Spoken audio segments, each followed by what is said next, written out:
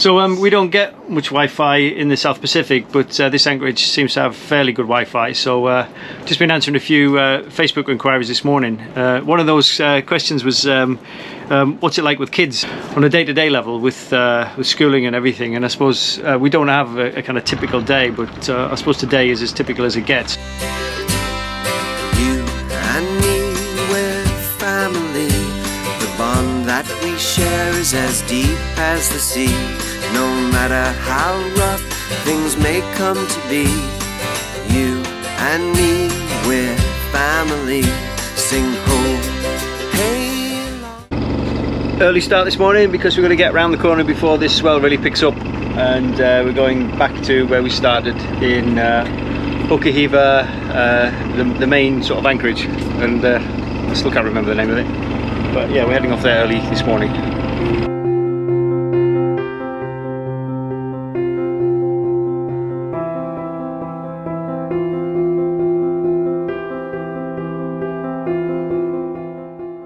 On most days we like to start schooling first thing in the morning, but sometimes it's more important to sail to our next destination.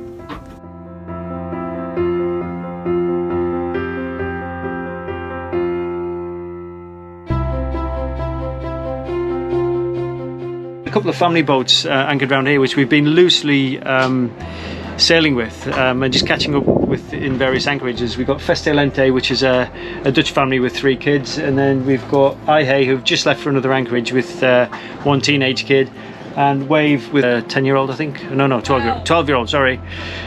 So they're the perfect ages for our kids. So Ewan's gone off for a day trip with his Dutch friends. The other 2 have just gone over to Wave to find out what they're doing, and they apparently have found a cafe with good Wi-Fi on shore, so they're going to do their schooling over there.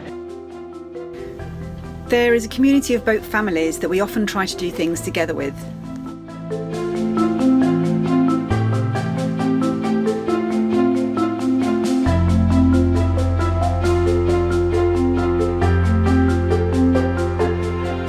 Not leaving till tomorrow. No, they might leave today or tomorrow, but they need to get work stuff done. Yeah. So they might. So they're going to shore to do school anyway. So maybe we'll see them. It is a school day, and normally they would be doing the work from books, because we don't like to chase Wi-Fi hotspots just to find schooling. Otherwise, that's all we'll be doing. In the meantime, I'm trying to make breakfast, but as usual, there's insects everywhere, all over the boat. So it's just every morning there's a task to clean these insects, and there's also weevils in the porridge oats as well. Again, I can see them, yeah. Where are the other ones then? Was it off or was it already in there? No, I've just opened it.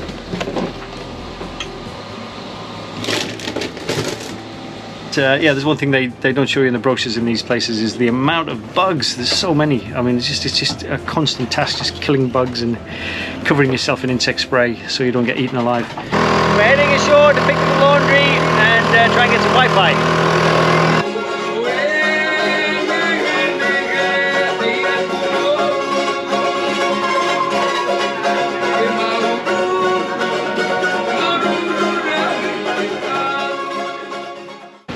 So today we're coming ashore to take advantage of the library's Wi-Fi and do some homeschooling, and picked up an extra along the way. One of Ewan's friends off Festelente, another sort of family boat that's anchored offshore here. Yeah, when you're homeschooling or boat schooling, you have to be quite flexible. I mean, you get a lot of freedom doing it, and that's the great thing about it. You can do what you want, when you want, and how you want, really. But you have to also be flexible. And they kind of stopped doing the schooling on passages because it's just kind of flogging a dead horse, really. We do have podcasts and that, but that's about it. But it's nice to have Wi-Fi and a desk and chairs that don't actually move when you're working. With that lack of structure, yeah, we found the library, and it's a great learning environment there for doing kind of book study, you know, textbook study. But it suddenly wasn't open today, even though they said it would be. We came to the library yesterday and we said we'd be back today to do our schooling, and the lady said, yeah, I'll see you tomorrow, demain, and it's shut. So we can't do our schooling here, which is really annoying. Maybe she's ill. So we're going to go somewhere else. Maybe it's like too early or something. Or they're ill. So we have to kind of think quick, like where we're going to go, what we're going to do, and you think, right, there's a cafe, we'll go there. So that's where, you know, finding a space to do it. And I think when you're doing online schooling, it's even more tricky because you need to be on, like, you know, you need to be online to do your work, and you can't always get online. You sometimes get a SIM card, but it doesn't always have a hotspot on it. So if you're using a computer, you can't do your work from your computer. And some people need to upload stuff. And you know, I remember traveling in the Sandblast, and we were with our boat buddies, and you know, they were heading into the local school there and asked if they can upload some stuff to send to their school. So yeah, you have to be quite resourceful as well. I mean, a lot of it is just about problem solving, doing homeschooling and boat schooling. So the kids have to be able to kind of, you know, get up and move and be in a different environment without any preparation. I think this schooling venue beats it all. It's like a pop-up cafe in someone's back garden, but they've got a gorgeous little garden and fresh lemonade, high-speed Wi-Fi as well.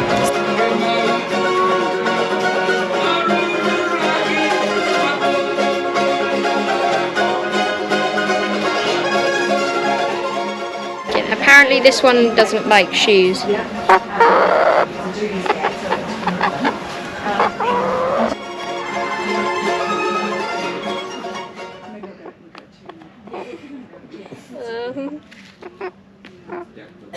Have you ever dreamt of a lifestyle like this?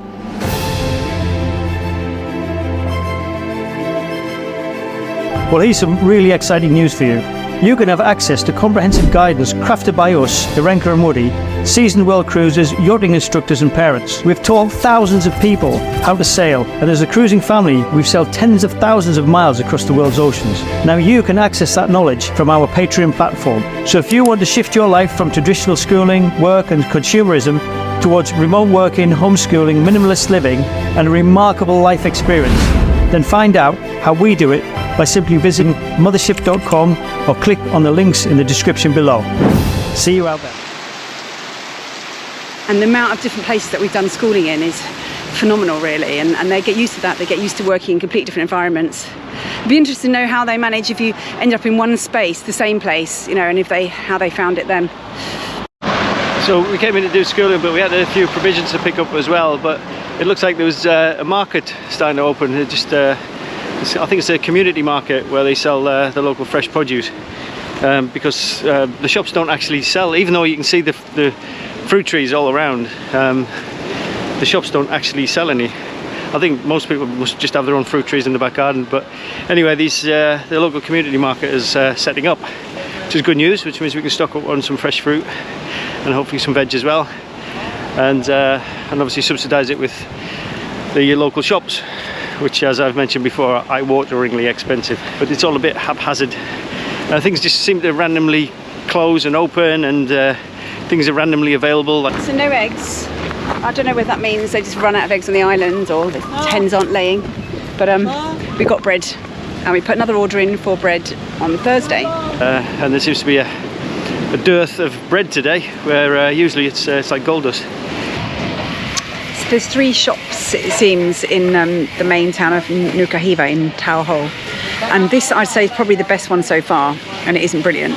But all of them have like a few things that are pretty good, but everything's expensive basically. So the best thing is to get your fruit and veg from the farmers around, I think, really. Okay, so they say that food is expensive as you kind of get into the Polynesian islands, and they are not joking, okay? So I'm looking at some basics here. Mayonnaise, okay, your basic tuna mayonnaise.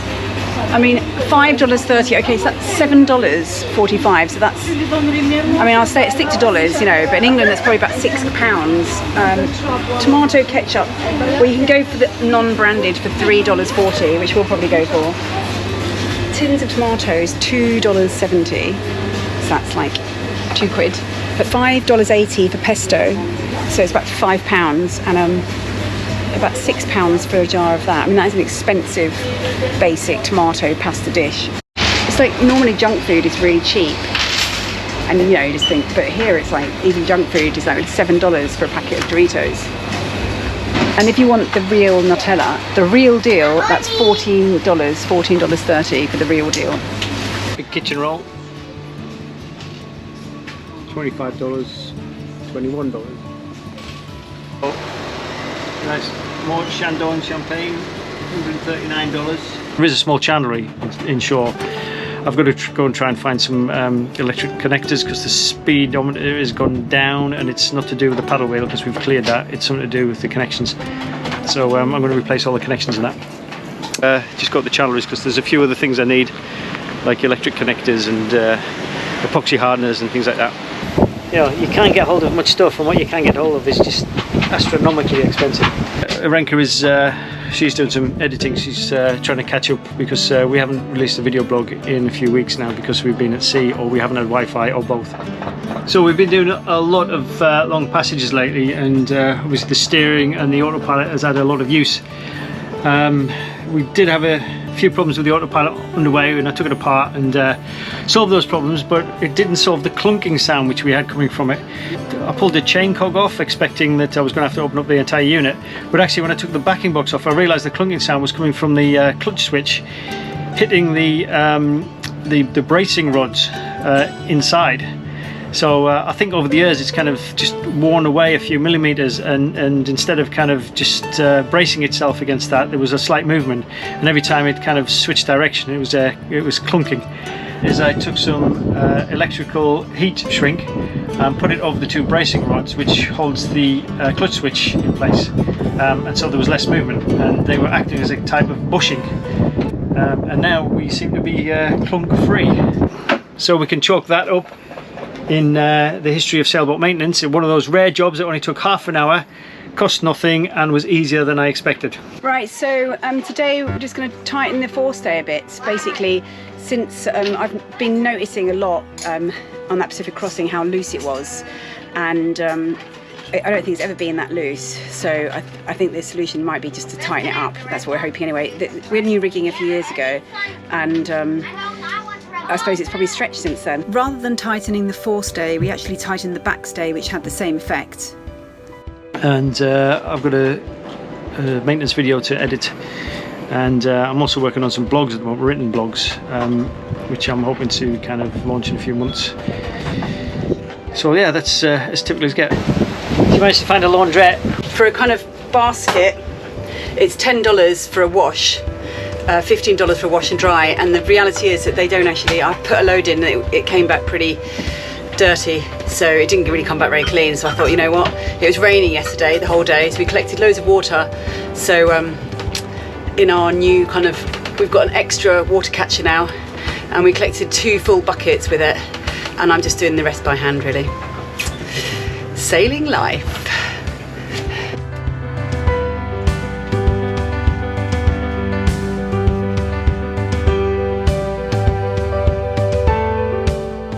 So we decided to cut our eating habits a bit, not drink as much, not wash as much, and basically just live on a shoestring budget. So today I'm making corned beef and potato pasties.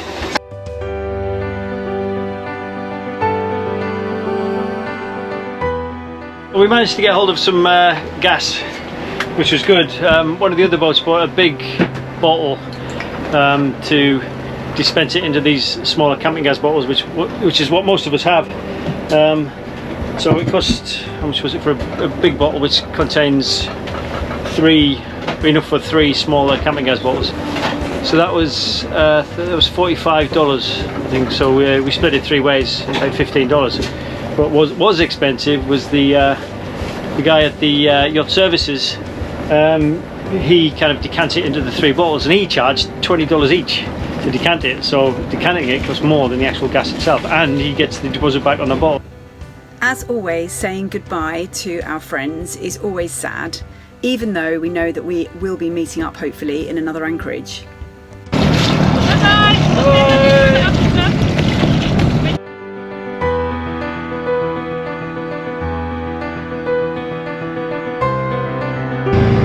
And we're finally leaving Nukuhiva to go to Ivapoa, is that right?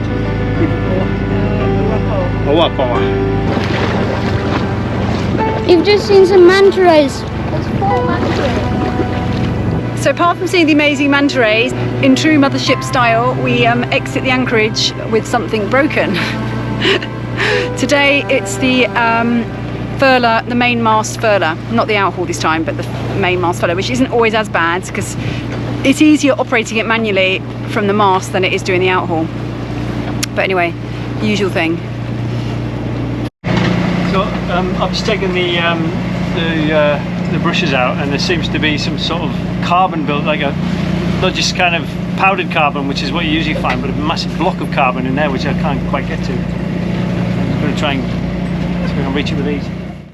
Here's one for dreamers who took that step.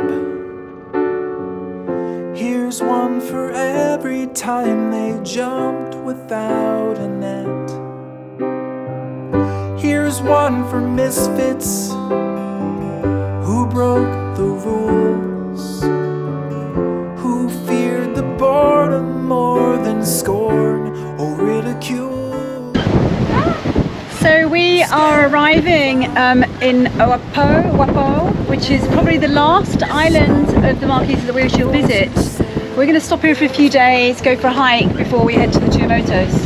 It actually looks like it's really one of the most interesting looking islands that we've seen so far, just with these kind of lava spikes that are sticking up, and they go really high. But yeah, looking forward to it.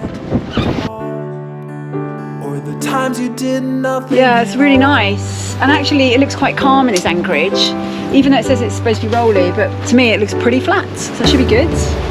Here's one for magic that lives within,